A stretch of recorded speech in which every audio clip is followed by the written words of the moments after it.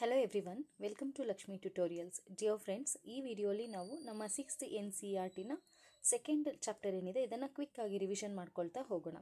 ಈ ವಿಡಿಯೋ ತಮ್ಮೆಲ್ಲರಿಗೂ ತುಂಬ ಯೂಸ್ಫುಲ್ ಆಗಿರುತ್ತೆ ಅಂತ ಭಾವಿಸ್ತೀನಿ. ಯೂಸ್ಫುಲ್ ಆಗಿದೆ ಅನಿಸಿದ್ರೆ ಲೈಕ್ ಮಾಡಿ, ಶೇರ್ ಮಾಡಿ, ಹಾಗೆ ಸಬ್ಸ್ಕ್ರೈಬ್ ಮಾಡಿ ಅಂತ ಹೇಳ್ತಾ ಈ ವಿಡಿಯೋನ ಸ್ಟಾರ್ಟ್ ಮಾಡೋಣ. ನಮ್ಮ ಸೆಕೆಂಡ್ ಚಾಪ್ಟರ್ ಯಾವುದು ಅಂತಂದರೆ ಡೈವರ್ಸಿಟಿ ಇನ್ ಲಿವಿಂಗ್ ವರ್ಲ್ಡ್ ಅಥವಾ ಜೀವ ಜಗತ್ತಿನಲ್ಲಿ ವೈವಿಧ್ಯತೆ ಅಂತ. ಸೊ 6th ಸ್ಟ್ಯಾಂಡರ್ಡ್ನ ಈ ಚಾಪ್ಟರಲ್ಲಿ ಏನಂತ ಕೊಟ್ಟಿದ್ದಾರೆ ಅಂತಂದರೆ ಮಕ್ಕಳನ್ನ ಪರಿಸರ ನಡಿಗೆಗೆ ಕರ್ಕೊಂಡು ಹೋಗ್ತಾರೆ. ಪರಿಸರ ನಡಿಗೆಗೆ ಕರ್ಕೊಂಡು ಹೋಗಿ ಅಲ್ಲಿರುವಂತಹ ವಿವಿಧ ರೀತಿಯ ಸಸ್ಯಗಳನ್ನು, ಮರಗಳನ್ನು, ಗಿಡಗಳನ್ನು, ಹಾಗೆ ವಿವಿಧ ರೀತಿಯ ಕೀಟಗಳನ್ನು, ವಿವಿಧ ರೀತಿಯ ಪ್ರಾಣಿಗಳನ್ನು, ಪಕ್ಷಿಗಳನ್ನು ಈ ಎಲ್ಲವನ್ನು ಅಬ್ಸರ್ವ್ ಮಾಡೋಕ್ಕೆ ಹೇಳ್ತಾರೆ. ಅವುಗಳ ಕೂಗುಗಳು, ಅವುಗಳ ದೇಹದ ರಚನೆ, ಅವು ಸೇವಿಸುವಂತಹ ಆಹಾರದ ವಿಧಗಳು, ಅವು ವಾಸಿಸುವಂತಹ ಸ್ಥಳಗಳು, ಇವೆಲ್ಲವನ್ನು ಅಬ್ಸರ್ವ್ ಮಾಡೋಕ್ಕೆ ಮಕ್ಕಳಿಗೆ ಒಂದು ಆ್ಯಕ್ಟಿವಿಟಿಯನ್ನು ಕೊಟ್ಟಿದ್ದಾರೆ. ಸೊ ಈ ಚಾಪ್ಟರಲ್ಲಿ ನಾವೇನೆಲ್ಲ ಇಂಪಾರ್ಟೆಂಟ್ ಪಾಯಿಂಟ್ಸನ್ನು ಗಮನಿಸಬೇಕು ಅನ್ನೋದನ್ನು ನೋಡ್ತಾ ಹೋಗೋಣ. ಪ್ಲಾಂಟ್ಸ್ ಅರೌಂಡ್ ಅಸ್, ನಮ್ಮ ಸುತ್ತಮುತ್ತಲಿನ ಸಸ್ಯಗಳು. ನಮ್ಮ ಸುತ್ತಮುತ್ತಲಿರುವಂತಹ ಸಸ್ಯಗಳನ್ನು ಗಮನಿಸಿದಾಗ ಯಾವ ಥರ ವೆರೈಟಿ ಆಗಿರ್ತವೆ ಪ್ಲ್ಯಾಂಟ್ಸ್, ಟ್ರೀಸ್ ಅಂತ ನೋಡೋದಾದರೆ ಕೆಲವೊಂದು ಗಿಡಗಳು ಟಾಲ್ ಆಗಿರ್ತವೆ, ಶಾರ್ಟ್ ಆಗಿರ್ತವೆ, ಕೆಲವೊಂದು ಉದ್ದವಾಗಿರ್ತವೆ, ಕೆಲವೊಂದು ಗಿಡ್ಡವಾಗಿರುವಂತಹ ಮರಗಳಿರ್ತವೆ. ಹಾಗೆ ಮರಗಳನ್ನು ಅಬ್ಸರ್ವ್ ಮಾಡಿದಾಗ ಅವುಗಳ ಕಾಂಡ ಹೇಗಿರುತ್ತೆ ಅಂತಂದರೆ ಕೆಲವು ಕಾಂಡಗಳು ಹಾರ್ಡ್ ಆಗಿರ್ತವೆ, ಕೆಲವು ಗಿಡಗಳ ಕಾಂಡಗಳು ಸಾಫ್ಟ್ ಆಗಿರ್ತವೆ, ಗಡುಸು ಅಥವಾ ಮೃದು ಕಾಂಡವನ್ನು ಹೊಂದಿರ್ತವೆ. ಹಾಗೆ different shapes of leaves and arrangement on the stem R branches ಅಂತ. ಎಲೆಗಳನ್ನು ಗಮನಿಸಿದಾಗೂ ಅಷ್ಟೇ, ಎಲ್ಲ ಮರದಲ್ಲಿರುವಂತಹ ಎಲೆಗಳು ಒಂದೇ ಸಮನೆ ಇರೋದಿಲ್ಲ, ಒಂದೇ ಆಕಾರದಲ್ಲಿರೋದಿಲ್ಲ, ಡಿಫ್ರೆಂಟ್ ಆಕಾರದಲ್ಲಿರ್ತವೆ, ಶೇಪ್ ಚೇಂಜ್ ಇರುತ್ತೆ. ಹಾಗೆ ಕಾಂಡದ ಮೇಲೆ ಯಾವ ಥರ ಅದು ಅರೇಸ್ ಆಗಿರುತ್ತೆ ಅನ್ನೋದು ಸಹ ಡಿಫ್ರೆಂಟ್ ಆಗಿರ್ತವೆ. ಒಂದೊಂದೇ ಎಲೆ ಕೆಲವೊಂದು ಮರಗಳನ್ನು ತೊಗೊಂಡಾಗ ಒಂದೊಂದು ಎಲೆ ಅರೇಸ್ ಆಗಿರುತ್ತೆ, ಕೆಲವೊಂದು ಗಿಡಗಳನ್ನು ತೊಗೊಂಡಾಗ ಪೇರ್ ಆಫ್ ಲೀವ್ಸ್ ಇರ್ತವೆ. ಸೊ ಅದರಲ್ಲೂ ಸಹ ಡಿಫ್ರೆಂಟ್ ಇರ್ತದೆ. ಹಾಗೆ flowers varying in colour, shape and scent. ಹೂಗಳನ್ನು ತಗೊಂಡಾಗೂ ಅಷ್ಟೇ, ಹೂವುಗಳು ವಿವಿಧ ರೀತಿಯ ಬಣ್ಣಗಳನ್ನು ಹೊಂದಿರುತ್ತೆ, ವಿವಿಧ ರೀತಿಯ ಆಕಾರಗಳನ್ನು ಹೊಂದಿರುತ್ತೆ, ವಿವಿಧ ರೀತಿಯ ಫ್ರೇಗ್ರೆನ್ಸನ್ನು ಹೊಂದಿರ್ತವೆ. ಬಣ್ಣ ಮತ್ತು ವಾಸನೆ, ಆಕಾರ ಇವುಗಳಲ್ಲಿ ವ್ಯತ್ಯಾಸ ಇರುತ್ತೆ ಅನ್ನೋದನ್ನು ಮಕ್ಕಳು ಅದನ್ನು ಕಂಡುಕೊಳ್ತಾರೆ. ಅಂದರೆ ಸುತ್ತಲೂ ಇರುವಂತಹ ಪ್ಲ್ಯಾಂಟ್ಸಲ್ಲಿ ಯಾವ ಥರ ವೆರೈಟಿ ಇರುತ್ತೆ, ಯಾವ ಥರ ವೈವಿಧ್ಯತೆಯನ್ನು ಹೊಂದಿದೆ ಅನ್ನೋದನ್ನು ಮಕ್ಕಳು ಕಂಡುಕೊಳ್ಳುವಂಥ ಆ್ಯಕ್ಟಿವಿಟಿ. ಹಾಗೆ ನಮ್ಮ ಸುತ್ತಮುತ್ತಲಿನ ವಿವಿಧ ಸಸ್ಯಗಳ ವೀಕ್ಷಣೆಗಳು ಅಂತ ಕೊಟ್ಟಿದ್ದಾರೆ. ಆ ಮಕ್ಕಳು ವೀಕ್ಷಣೆ ಮಾಡಿ ಏನೆಲ್ಲ ಕ್ಯಾರೆಕ್ಟರ್ಸನ್ನು ಲಿಸ್ಟ್ ಔಟ್ ಮಾಡ್ತಾರೆ ಅಂತ ನೋಡೋಣ ಈಗ.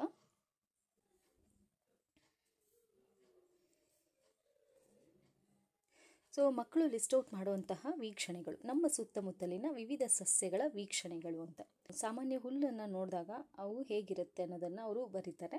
ಕಾಂಡ ಹೇಗಿರುತ್ತೆ, ಸಾಮಾನ್ಯ ಹುಲ್ಲನ್ನು ತಗೊಂಡಾಗ ಕಾಂಡ ಮೃದುವಾಗಿರುತ್ತೆ ಮತ್ತು ತೆಳುವಾಗಿರುತ್ತೆ ಅನ್ನೋದನ್ನು ಫೈಂಡ್ ಔಟ್ ಮಾಡ್ತಾರೆ. ಹಾಗೆ ಎಲೆಗಳ ಆಕಾರ ಮತ್ತು ಜೋಡಣೆ ಹೇಗಿರುತ್ತೆ ಅನ್ನೋದನ್ನು ಅಬ್ಸರ್ವ್ ಮಾಡಿದಾಗ ಸಾಮಾನ್ಯ ಹುಲ್ಲನ್ನು ತಗೊಂಡಾಗ ಕಾಂಡದ ಮೇಲಿನ ವಿವಿಧ ಬಿಂದುಗಳಿಂದ ಪರ್ಯಾಯವಾಗಿ ಒಂದೊಂದು ಎಲೆಯು ಬೆಳೆದಿರುತ್ತೆ ಅಂತ. ಒಂದೊಂದು ಎಲೆನೂ ಸಹ ಒಂದೊಂದು ಬಿಂದುವಿನಿಂದ, ಒಂದೊಂದು ಪಾಯಿಂಟಿಂದ ಬೆಳೆದಿರುತ್ತೆ. ಹಾಗೆ ಎಲೆಗಳು ಹೇಗಿರುತ್ತೆ, ಹಸಿರು ಬಣ್ಣದಲ್ಲಿರುತ್ತೆ ಅನ್ನೋದನ್ನು ಗಮನಿಸ್ತಾರೆ. ಹಾಗೆ ತುಳಸಿ ಗಿಡವನ್ನು ಗಮನಿಸಿದಾಗ ಕಾಂಡ ಹೇಗಿರುತ್ತೆ ಅದರಲ್ಲಿ ಅಂದರೆ ಗಡುಸಾಗಿರುತ್ತೆ, ಹಾಗೆ ತೆಳುವಾಗಿರುತ್ತೆ. ಮತ್ತು ಎಲೆಗಳು ಯಾವ ಥರ ಅಲ್ಲಿ ಅರೇಸ್ ಆಗಿರುತ್ತೆ ಅಂತಂದರೆ ಜೋಡಿ ಎಲೆಗಳು ವಿರುದ್ಧ ದಿಕ್ಕಿನಲ್ಲಿ ಜೋಡಣೆ ಆಗಿರ್ತವೆ ಅಂತ. ಹಾಗೆ ಹೂಗಳನ್ನು ಗಮನಿಸಿದಾಗ ಗುಲಾಬಿ ಹಾಗೆ ನೇರಳೆ ಬಣ್ಣದ ಹೂಗಳು ಕಂಡು ಬರ್ತವೆ. ಹಾಗೆ ದಾಸವಾಳ ಹೂವನ್ನು ಗಮನಿಸ್ತಾರೆ. ದಾಸವಾಳ ಗಿಡದ ಕಾಂಡ ಹೇಗಿರುತ್ತೆ ಅಂದರೆ ಗಡುಸಾಗಿರುತ್ತೆ, ಕಂದು ಬಣ್ಣದಲ್ಲಿರುತ್ತೆ. ಹಾಗೆ ಎಲೆಗಳು ಅಷ್ಟೇ ಯಾವ ಶೇಪಲ್ಲಿ ಇರುತ್ತೆ ಅನ್ನೋದನ್ನು ಮಕ್ಕಳು ಅಬ್ಸರ್ವ್ ಮಾಡ್ತಾರೆ. ಹಾಗೆ ಹೂಗಳು ಡಿಫ್ರೆಂಟ್ ಕಲರ್ಸಲ್ಲಿರ್ತವೆ, ವೈಟ್ ದಾಸವಾಳ ಇರುತ್ತೆ, ಪಿಂಕ್ ದಾಸವಾಳ ಇರುತ್ತೆ, ರೆಡ್ಡಿಶ್ ಆಗಿರುತ್ತೆ ಅಂತ. ಹಾಗೆ ಬೇವನ್ನು ಗಮನಿಸಿದಾಗ ಬೇವಿನ ಮರದ ಕಾಂಡ ಹೇಗಿರುತ್ತೆ, ಗಡುಸಾಗಿರುತ್ತೆ ಮತ್ತು ದಪ್ಪದಾಗಿರುತ್ತೆ. ಹಾಗೆ ಎಲೆಗಳು ಹೇಗಿರ್ತವೆ, ನಯವಾದ ಮೇಲ್ಮೇಲೆ ಎಲೆಗಳನ್ನು ಮಕ್ಕಳು ಅಬ್ಸರ್ವ್ ಮಾಡ್ತಾರೆ. ಹಾಗೆ ಇನ್ನೂ ಒಂದಷ್ಟು ಆ್ಯಕ್ಟಿವಿಟಿಯನ್ನು, ಇನ್ನೊಂದಷ್ಟು ಗಿಡಗಳನ್ನು ನೀವು ನೋಡಿರೋವಂಥದ್ದನ್ನು ಅಬ್ಸರ್ವ್ ಮಾಡಿ ಅಂತ ಮಕ್ಕಳಿಗೆ ಒಂದು ಆ್ಯಕ್ಟಿವಿಟಿ ಕೊಟ್ಟಿದ್ದಾರೆ. ಸೊ ಇದಿಷ್ಟು ಮಕ್ಕಳು ಅಬ್ಸರ್ವ್ ಮಾಡಿದಂತಹ ಪ್ಲ್ಯಾಂಟ್ಸಲ್ಲಿ ಇರುವಂತಹ ವೆರೈಟೀಸ್ ಅಂತ. Next animals around us. ಮಕ್ಕಳು ತಮ್ಮ ಸುತ್ತಮುತ್ತಲೂ ಕಂಡುಬರುವಂತಹ ಅನೇಕ ರೀತಿಯ ಅನಿಮಲ್ಸನ್ನು ನೋಡ್ತಾರೆ. ಅವುಗಳಲ್ಲಿ ಏನೆಲ್ಲ ಸಾಮ್ಯತೆ ಕಂಡುಬರುತ್ತೆ, ಏನೆಲ್ಲ ಡಿಫ್ರೆನ್ಸಸ್ ಕಂಡುಬರುತ್ತೆ ಅನ್ನೋದನ್ನು ಅವರು ಲಿಸ್ಟ್ ಔಟ್ ಮಾಡ್ತಾ ಹೋಗ್ತಾರೆ.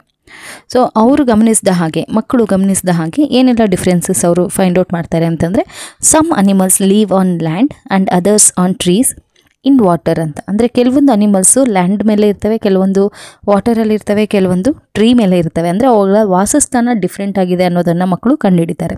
ಹಾಗೆ ಫ್ರಾಗನ್ನು ಅಬ್ಸರ್ವ್ ಮಾಡಿದಾಗ ಫ್ರಾಗು ಲ್ಯಾಂಡ್ ಮೇಲೇನೂ ವಾಸ ಮಾಡುತ್ತೆ, ವಾಟರಲ್ಲೂ ಇರುತ್ತೆ. ಅಂದರೆ ಭೂಮಿ ಮೇಲೇನೂ ವಾಸ ಮಾಡುತ್ತೆ, ನೀರಿನಲ್ಲೂ ವಾಸ ಮಾಡುತ್ತೆ. ಹಾಗಾಗಿ ನಾವು ಫ್ರಾಗನ್ನು ಏನಂತ ಕರಿತೀವಿ, ಆಂಫಿಬಿಯನ್ ಅಂತ ಹೇಳ್ತೀವಿ. ಜಲಚರವಾಸಿ ಹಾಗೆ ನೆಲವಾಸಿ ಕೂಡ ಹೌದು. ಹಾಗಾಗಿ ಫ್ರಾಗನ್ನು ನಾವೇನಂತ ಹೇಳ್ತೀವಿ, ಆಂಫಿಬಿಯನ್ ಅಂತ ಹೇಳ್ತೀವಿ. ಹಾಗೆ ಪ್ರಾಣಿಗಳನ್ನು ತಗೊಂಡಾಗ ಇನ್ನೂ ಏನೆಲ್ಲ ಡಿಫ್ರೆಂಟ್ ಕ್ಯಾರೆಕ್ಟರ್ಸನ್ನು ಮಕ್ಕಳು ಮೆನ್ಷನ್ ಮಾಡ್ತಾರೆ ಅಂತಂದರೆ, ಕಾಗೆಯನ್ನು ತಗೊಂಡಾಗ ಎಕ್ಸಾಂಪಲ್ಲು, ಕಾಗೆ ವಾಸಸ್ಥಾನ ಯಾವುದು, ಮರ. ಹಾಗೆ ಅದು ಸೇವಿಸುವಂತಹ ಆಹಾರ ಯಾವುದು ಅಂದರೆ ಕೀಟಗಳನ್ನು ಸೇವಿಸುತ್ತೆ. ಅದು ಚಲಿಸುವ ವಿಧಾನ ಹೇಗಿರುತ್ತೆ ಅಂದರೆ ಹಾರ್ತವೆ ಹಾಗೆ ನಡಿತವೆ. ಹಾಗೆ ಇನ್ನೇನಾದರೂ ವಿಶೇಷತೆ ಇದೆಯಾ ಅಂದರೆ ಕೊಕ್ಕಿನಲ್ಲಿ ರೆಂಬೆಯನ್ನು ಕೊಂಡೊಯ್ಯುತ್ತವೆ ಅನ್ನೋ ವಿಶೇಷತೆಯನ್ನು ಮಕ್ಕಳು ಫೈಂಡ್ ಔಟ್ ಮಾಡ್ತಾರೆ. ಹಾಗೆ ಇನ್ನೊಂದು ಅನಿಮಲ್ ಯಾವುದು ಅಂದರೆ ಇರುವೆ, ಅತ್ಯಂತ ಸಣ್ಣ ಜೀವಿ ಅನ್ನೋದನ್ನು ಫೈಂಡ್ ಔಟ್ ಮಾಡ್ತಾರೆ. ಹಾಗೆ ಜೊತೆಗೆ ಅದು ಎಲ್ಲಿ ವಾಸ ಮಾಡುತ್ತೆ, ಅದರ ವಾಸಸ್ಥಾನ ಯಾವುದು ಅಂತಂದರೆ ಮಣ್ಣು ಅಥವಾ ಬಿಲದಲ್ಲಿ ಗೂಡುಗಳನ್ನು ಮಾಡಿಕೊಂಡು ವಾಸ ಮಾಡ್ತವೆ. ಹಾಗೆ ಅದರ ಆಹಾರ ಏನು ಅಂತಂದರೆ ಎಲೆಗಳು, ಬೀಜಗಳು ಮತ್ತು ಕೀಟಗಳನ್ನು ತಿನ್ನುತ್ತವೆ ಅನ್ನೋದನ್ನು ಮಕ್ಕಳು ಫೈಂಡ್ ಔಟ್ ಮಾಡ್ತಾರೆ. ಅದರ ಜೊತೆಗೆ ಇತರೆ ವೀಕ್ಷಣೆಗಳೇನು ಅಂತ ಗಮನಿಸಿದಾಗ ಇರುವೆಗೆ 6 ಕಾಲುಗಳನ್ನು ಹೊಂದಿದೆ ಅನ್ನೋದನ್ನು ಹೇಳ್ತಾರೆ. ಜೊತೆಗೆ ಇನ್ನೊಂದು ಅನಿಮಲ್ ಎಕ್ಸಾಂಪಲ್ ಇಲ್ಲಿ ಕೊಟ್ಟಿದ್ದಾರೆ, ಹಸು ಏನನ್ನು ತಿನ್ನುತ್ತೆ ಅಂತಂದರೆ ಹುಲ್ಲು ಮತ್ತು ಎಲೆಗಳನ್ನು ತಿನ್ನುತ್ತೆ. ಹಾಗೆ ಅದರ ವಾಸಸ್ಥಾನ ಯಾವುದು ಅಂತಂದರೆ ನೆಲದ ಮೇಲೆ ವಾಸ ಮಾಡುತ್ತೆ. ಅದರ ಚಲಿಸುವ ವಿಧಾನ ಏನು ಅಂತಂದರೆ ಕಾಲುಗಳನ್ನು ಬಳಸಿ ಅದು ಚಲಿಸುತ್ತೆ ಅನ್ನೋದನ್ನು ಫೈಂಡ್ ಔಟ್ ಮಾಡ್ತಾರೆ. ಅದ್ರ ಜೊತೆಗೆ ಇನ್ನೊಂದಷ್ಟು ಅನಿಮಲ್ಸನ್ನು ಲಿಸ್ಟ್ ಔಟ್ ಮಾಡಿ ಅನ್ನೋದನ್ನು ಈ ಆ್ಯಕ್ಟಿವಿಟಿಯಲ್ಲಿ ಕೊಟ್ಟಿದ್ದಾರೆ. ಈಗ ಬಯೋಡೈವರ್ಸಿಟಿ, ಜೀವ ವೈವಿಧ್ಯತೆ ಅಂತಂದರೆ ಏನು ಅಂತ ನೋಡೋಣ. ಬಯೋಡೈವರ್ಸಿಟಿ ಅಂತಂದರೆ the variety of plants and animals found in a particular region. Biodiversity ಅಂತಂದರೆ the variety of plants and animals found in a particular region contributes to the biodiversity. Biodiversity ಅಂತಂದರೆ ಒಂದು ಕೊಟ್ಟಿರುವಂತಹ ಒಂದು ರೀಜನಲ್ಲಿ, ಒಂದು ಪ್ಲೇಸಲ್ಲಿ ಜೀವಿಸುವಂತಹ ಎಲ್ಲ ಪ್ಲ್ಯಾಂಟ್ಸ್ ಹಾಗೆ ಅನಿಮಲ್ಸನ್ನು ಒಟ್ಟಾಗಿ ನಾವೇನಂತ ಹೇಳ್ತೀವಿ, ಬಯೋಡೈವರ್ಸಿಟಿ ಅಂತ ಹೇಳ್ತೀವಿ. ಒಂದು ನಿರ್ದಿಷ್ಟ ಪ್ರದೇಶದಲ್ಲಿ ಕಂಡುಬರುವಂತಹ ವಿವಿಧ ರೀತಿಯ ಸಸ್ಯಗಳು ಮತ್ತು ಪ್ರಾಣಿಗಳು ಆ ಪ್ರದೇಶದ ಜೀವ ವೈವಿಧ್ಯತೆಗೆ ಕೊಡುಗೆಯನ್ನು ನೀಡುತ್ತವೆ ಅಂತ. ಜೀವ ವೈವಿಧ್ಯತೆ ಅಥವಾ ಬಯೋಡೈವರ್ಸಿಟಿ ಅಂತಂದರೆ ಒಂದು ನಿರ್ದಿಷ್ಟ ಪ್ರದೇಶದಲ್ಲಿ, ಒಂದು ರೀಜನಲ್ಲಿ ವಾಸ ಮಾಡುವಂತಹ ಎಲ್ಲ ಅನಿಮಲ್ಸು, ಪ್ಲ್ಯಾಂಟ್ಸನ್ನು ಸೇರಿಸಿ ನಾವು ಬಯೋಡೈವರ್ಸಿಟಿ ಅಂತ ಹೇಳ್ತೀವಿ. ಹಾಗೆ ನಾವಿಲ್ಲಿ ಗಮನಿಸಬೇಕಾಗಿರುವಂತಹ ಅಂಶ ಏನು ಅಂತಂದರೆ, ಒಂದು ಏರಿಯಾದಲ್ಲಿ ಅಥವಾ ಒಂದು ರೀಜನಲ್ಲಿ ಜೀವಿಸುವಂತಹ ಪ್ಲ್ಯಾಂಟ್ಸ್ ಮತ್ತು ಅನಿಮಲ್ಸ್ ಇವೆರಡೂ ಸಹ ಡಿಪೆಂಡೆಂಟ್ ಆನ್ ಈಚ್ ಅದರ್.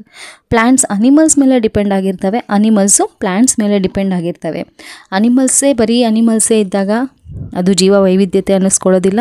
ಹಾಗೆ ಬರೀ ಪ್ಲ್ಯಾಂಟ್ಸೇ ಇದೆ ಅಂತಂದಾಗೂ ಸಹ ಜೀವ ವೈವಿಧ್ಯತೆ ಅಂತ ಅನಿಸ್ಕೊಳ್ಳೋದಿಲ್ಲ. ಪ್ಲ್ಯಾಂಟ್ಸಿಂದ ಅನಿಮಲ್ಸ್ಗೆ ಯೂಸ್ ಇರುತ್ತೆ, ಹಾಗೆ ಅನಿಮಲ್ಸಿಂದ ಪ್ಲ್ಯಾಂಟ್ಸ್ಗೆ. ಒಂದು ಎಕ್ಸಾಂಪಲ್ ಹೇಳೋದಾದರೆ, ಅನಿಮಲ್ಸ್ಗೆ ಉಸಿರಾಡೋದಕ್ಕೆ ಆಕ್ಸಿಜನ್ ಬೇಕು. ಆ ಆಕ್ಸಿಜನ್ ಎಲ್ಲಿಂದ ಸಿಗುತ್ತೆ ಅಂದರೆ ನಮಗೆ ಪ್ಲ್ಯಾಂಟ್ಸಿಂದನೇ ಸಿಗೋವಂಥದ್ದು. ಹಾಗೆ ಪ್ಲ್ಯಾಂಟ್ಸ್ ಆಹಾರವನ್ನು ತಯಾರಿಸ್ಕೊಳ್ಬೇಕಾದ್ರೆ ಕಾರ್ಬನ್ ಡೈಆಕ್ಸೈಡ್ ಬೇಕು. ಆ ಕಾರ್ಬನ್ ಡೈಆಕ್ಸೈಡ್ ಎಲ್ಲಿಂದ ಸಿಗುತ್ತೆ ಅಂತಂದರೆ ಅನಿಮಲ್ಸಿಂದ ಸಿಗುತ್ತೆ. ಸೊ ಈ ಥರ ಅನಿಮಲ್ಸ್ ಹಾಗೆ ಪ್ಲ್ಯಾಂಟ್ಸ್ ಇನ್ನೂ ಅನೇಕ ರೀತಿಯಲ್ಲಿ ಇಂಟರ್ಡಿಪೆಂಡೆಂಟ್ ಆಗಿದ್ದಾವೆ. ಹಾಗೆ how to group plants and animals, ಇಷ್ಟೆಲ್ಲ varieties of plants and animals ಇದ್ದಾವೆ. ಇವುಗಳನ್ನು ಯಾವ ಬೇಸಿಸ್ ಮೇಲೆ ನಾವು ಗ್ರೂಪ್ ಆಗಿ ಮಾಡಬಹುದು ಅಂತ, ಇವುಗಳನ್ನು ಹೇಗೆ ಗ್ರೂಪ್ ಆಗಿ ಮಾಡಬಹುದು ಅಂತಂದರೆ ಆ ಪ್ರಾಣಿಗಳಲ್ಲಿ ಕಂಡುಬರುವಂತಹ ಸಿಮಿಲಾರಿಟೀಸು ಹಾಗೆ ಡಿಫ್ರೆನ್ಸಸ್ ಇವುಗಳನ್ನು ಗಮನಿಸ್ಕೊಂಡು ನಾವು ಪ್ಲ್ಯಾಂಟ್ಸ್ ಮತ್ತು ಅನಿಮಲ್ಸನ್ನು ವಿವಿಧ ರೀತಿಯಾಗಿ ಗುಂಪುಗಳಾಗಿ ಮಾಡಬಹುದು. ಮೇಯ್ನಾಗಿ ನಾವೇನು ಅಬ್ಸರ್ವ್ ಮಾಡ್ತೀವಿ ಅಂತಂದರೆ, ಪ್ಲ್ಯಾಂಟ್ಸನ್ನು ಗ್ರೂಪಾಗಿ ಮಾಡಬೇಕಾದ್ರೆ ಮೇಯ್ನಾಗಿ ನಾವೇನೇನು ಗಮನಿಸ್ತೀವಿ ಅಂತಂದರೆ, ಹೂಗಳಿರುವಂತಹ ಪ್ಲ್ಯಾಂಟ್ಸನ್ನೆಲ್ಲ ಒಂದು ಗುಂಪಾಗಿ, ಹೂಗಳಿಲ್ಲದೆ ಇರುವಂತಹ ಪ್ಲ್ಯಾಂಟ್ಸನ್ನೆಲ್ಲ ಒಂದು ಗುಂಪಾಗಿ ಮಾಡಬಹುದು. ಹಾಗೆ ಸಸ್ಯಗಳಲ್ಲಿರುವ ಕಾಂಡದ ಆಧಾರದ ಮೇಲೆ ನಾವು ಗುಂಪುಗಳಾಗಿ ಮಾಡಬಹುದು.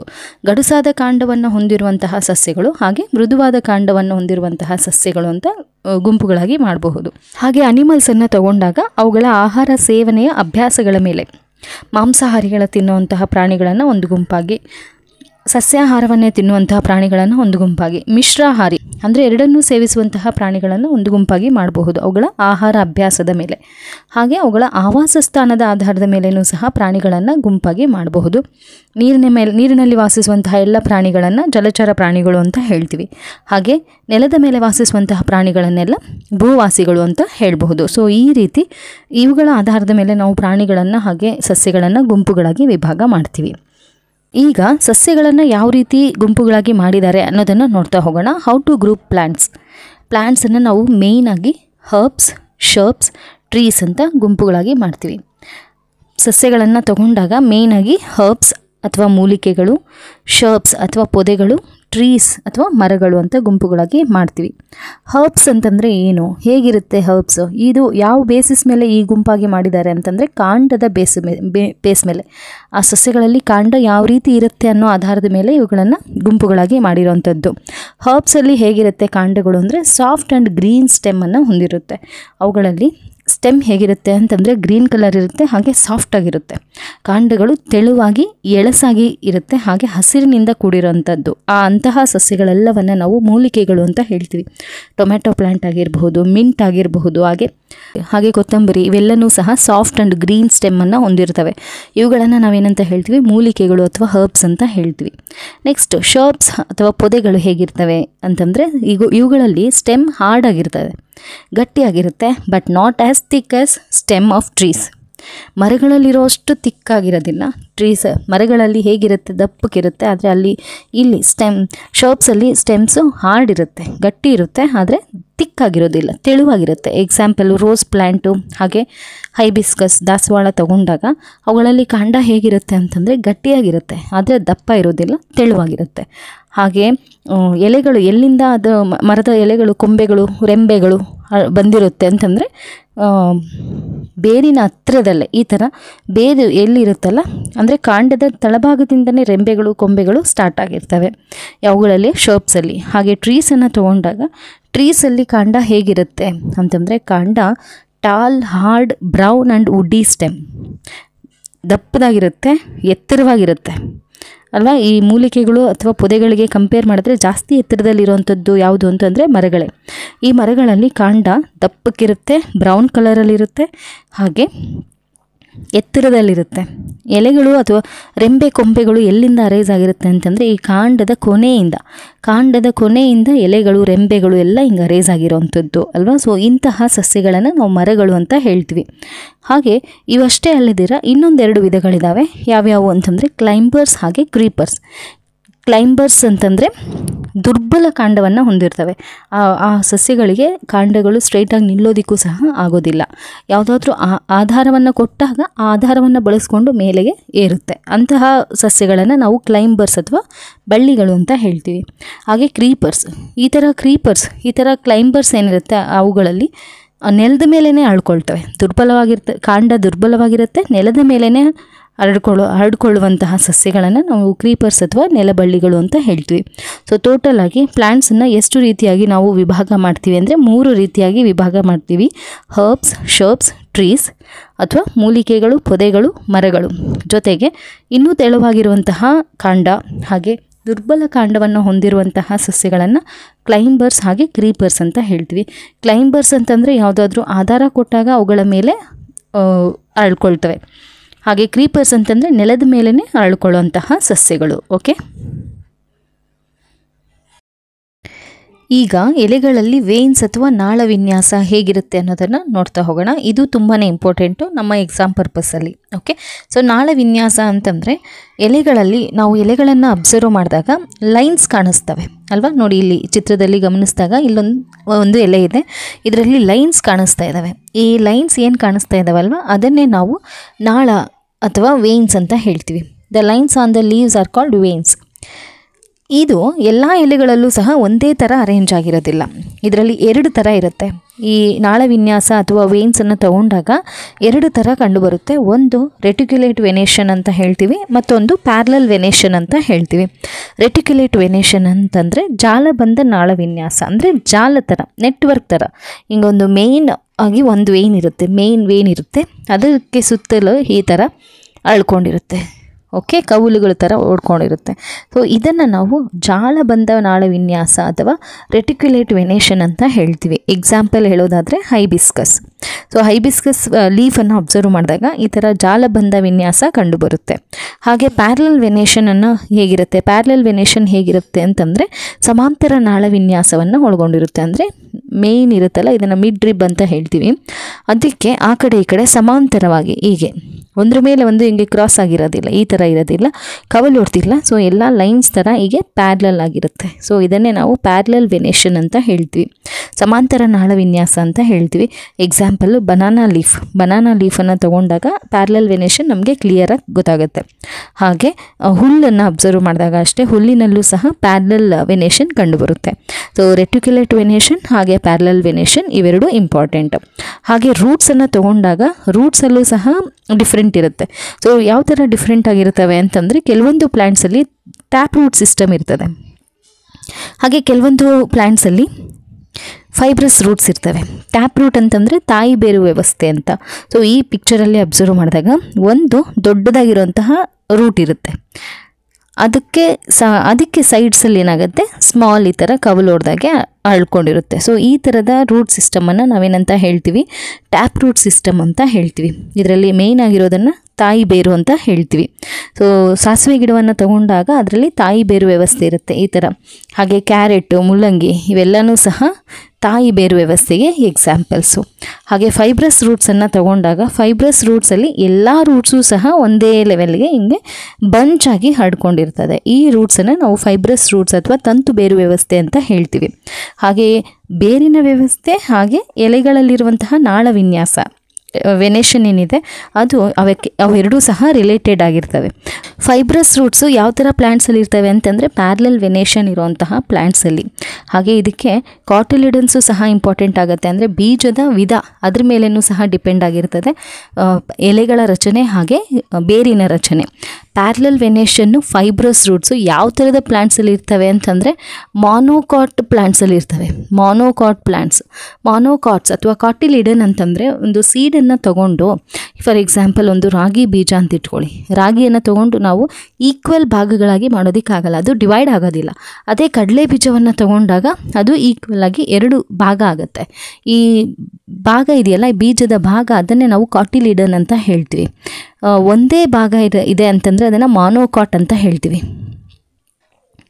ಹಾಗೆ 2 ಭಾಗ ಆಗ್ತಿದೆ ಅದನ್ನು ಅಂತಂದರೆ, ಆ ಬೀಜ 2 ಈಕ್ವಲ್ ಭಾಗ ಆಗ್ತಿದೆ ಅಂತಂದರೆ ಅದನ್ನು ಡೈಕಾಟ್ ಪ್ಲ್ಯಾಂಟ್ಸ್ ಅಂತ ಹೇಳ್ತೀವಿ, ದ್ವಿದಳ ಧಾನ್ಯಗಳು. ಹಾಗೆ ಮಾನೋಕಾಟ್ ಅಂತಂದರೆ ಏಕದಳ ಧಾನ್ಯಗಳು ಅಂತ. ಸೊ ಮಾನೋಕಾಟ್ ಪ್ಲ್ಯಾಂಟ್ಸಲ್ಲಿ ಯಾವ ಥರದ ಎಲೆಯ ರಚನೆ ಇರುತ್ತೆ ಅಂತಂದರೆ ಪ್ಯಾರಲಲ್ ವೆನೇಷನ್ ಇರುತ್ತೆ. ಹಾಗೆ ರೂಟ್ಸ್ ಯಾವ ಥರ ಇರುತ್ತೆ ಅಂದರೆ ಫೈಬ್ರಸ್ ರೂಟ್ಸ್ ಇರ್ತದೆ. ಹಾಗೆ ಡೈಕಾಟ್ ಪ್ಲ್ಯಾಂಟ್ಸನ್ನು ತೊಗೊಂಡಾಗ ರೆಟಿಕ್ಯುಲೇಟ್ ವೆನೇಷನ್ ಇರುತ್ತೆ. ರೂಟ್ಸ್ ಹೇಗಿರ್ತದೆ ಅಂದರೆ ಟ್ಯಾಪ್ ರೂಟ್ ಸಿಸ್ಟಮ್ ಇರುತ್ತೆ. ಸೊ ಇವೆರಡು ರಿಲೇಟೆಡ್ ಆಗಿರೋವಂಥದ್ದು. ಸೊ ಇಲ್ಲಿ ಇನ್ನೊಂದ್ಸಲ ನೋಡೋಣ, ಡೈಕಾಟ್ ಹಾಗೆ ಮಾನೋಕಾಟ್ ಪ್ಲ್ಯಾಂಟ್ಸ್. ಕಾಟಿಲಿಡನ್ ಅಥವಾ ಬೀಜದಳ ಅಂತ ಹೇಳ್ತೀವಿ. ಕಾಟಿಲಿಡನ್ ಅಂತಂದರೆ 2 ಭಾಗಗಳಾಗ್ತವಲ್ಲ, ಒಂದೊಂದನ್ನು ನಾವು ಕಾಟಿಲಿಡನ್ ಅಂತ ಹೇಳ್ತೀವಿ. 2 ಭಾಗ ಆಗೋದನ್ನು ದ್ವಿದಳ ಧಾನ್ಯಗಳು ಅಥವಾ ಡೈಕಾಟ್ ಪ್ಲ್ಯಾಂಟ್ಸ್ ಅಂತ ಹೇಳ್ತೀವಿ. ಒಂದೇ ಭಾಗ ಇರುತ್ತಲ್ಲ ಅದನ್ನು ಮಾನೋಕಾಟಿಲಿಡನ್ಸ್ ಅಥವಾ ಏಕದಳ ಅಂತ ಹೇಳ್ತೀವಿ. ಸೊ ಇಲ್ಲಿ ಡೈಕಾಟಿಲಿಡನ್ಸ್ ಇದ್ದಾಗ ಅಂದರೆ ಡೈಕಾಟ್ ಪ್ಲ್ಯಾಂಟ್ಸಲ್ಲಿ ಸೀಡ್ಸ್ ಹೇಗಿರ್ತವೆ ಅಂತಂದರೆ 2 ಕಾಟಿಲಿಡನ್ಸ್ ಇರ್ತವೆ. ಹಾಗೆ ಎಲೆ ರಚನೆ ಹೇಗಿರುತ್ತೆ, ರೆಟಿಕ್ಯುಲೇಟ್ ವೆನೇಷನ್ ಇರುತ್ತೆ, ಜಾಲಬಂಧ ವಿನ್ಯಾಸ ಇರುತ್ತೆ ಎಲೆಯಲ್ಲಿ. ರೂಟ್ ಹೇಗಿರುತ್ತೆ ಅಂತಂದರೆ ಟ್ಯಾಪ್ ರೂಟ್ ಸಿಸ್ಟಮ್ ಇರ್ತದೆ. ಮಾನೋಕಾಟಿಲಿಡನ್ ಏಕದಳ ಸಸ್ಯಗಳನ್ನು ತಗೊಂಡಾಗ ಅವುಗಳಲ್ಲಿ ಬೀಜ ಹೇಗಿರುತ್ತೆ, ಸಿಂಗಲ್ ಕಾಟಿಲಿಡನ್ ಅಂದರೆ ಈಕ್ವಲ್ ಭಾಗ ಆಗೋದಿಲ್ಲ. ಎಕ್ಸಾಂಪಲ್ಲು ಸ್ವೀಟ್ ಕಾರ್ನ್, ಜೋಳವನ್ನು ತೊಗೊಂಡಾಗ ಅದು ಮಾನೋಕಾಟಿಲಿಡನಲ್ಲಿ ಎಲೆ ಯಾವ ಥರ ಇರುತ್ತೆ ಅಂತಂದರೆ ಪ್ಯಾರಲಲ್ ವೆನೇಷನ್ ಇರುತ್ತೆ. ಹಾಗೆ ರೂಟ್ಸ್ ಯಾವ ಥರ ಇರುತ್ತೆ ಅಂತಂದರೆ ಫೈಬ್ರಸ್ ರೂಟ್ಸ್ ಇರುತ್ತೆ, ತಂತು ಬೇರು ವ್ಯವಸ್ಥೆ ಇರುತ್ತೆ. ಓಕೆ. ಹಾಗೆ ಪ್ರಾಣಿಗಳನ್ನು ಸಹ ನಾವು ಗ್ರೂಪುಗಳಾಗಿ ವಿಂಗಡಣೆ ಮಾಡಬಹುದು, ವಿವಿಧ ಗುಂಪುಗಳಾಗಿ ವಿಭಾಗಿಸಬಹುದು. ಯಾವ್ಯಾವುದರ ಆಧಾರದ ಮೇಲೆ ವಿಭಾಗ ಮಾಡಬಹುದು ಅಂದರೆ ಅವು ಸೇವಿಸುವಂತಹ ಆಹಾರದ ಮೇಲೆ, ಹಾಗೆ ಅವು ಜೀವಿಸುವಂತಹ ವಾಸಸ್ಥಳದ ಆಧಾರದ ಮೇಲೆ ನಾವು ಜೀವಿಗಳನ್ನು ಗುಂಪುಗಳಾಗಿ ಮಾಡ್ತೀವಿ.